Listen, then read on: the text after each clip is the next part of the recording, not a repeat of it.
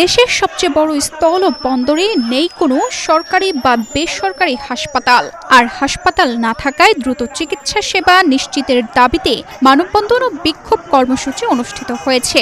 রোববার বেনাপোল বাজার ও বলফিল্ড এলাকায় স্কুল কলেজের শিক্ষার্থী সহ হাজারো মানুষ এই কর্মসূচিতে অংশ নেয়। পরে শিক্ষার্থীরা রাস্তা অবরোধ করে বিক্ষোভ প্রদর্শন করে। প্রায় ২ ঘন্টা ধরে অবরোধ চলার পর প্রশাসনের আশ্বাসে আন্দোলনকারীরা কর্মসূচি প্রত্যাহার করে। স্থানীয়রা জানান, যশোর শহর থেকে প্রায় ৩৫ কিলোমিটার দূরের এই এলাকায় কোনো হাসপাতাল না থাকায় ছোটখাটো দুর্ঘটনায়ও রোগীদের ঝুঁকি নিয়ে যশোরে যেতে হয়।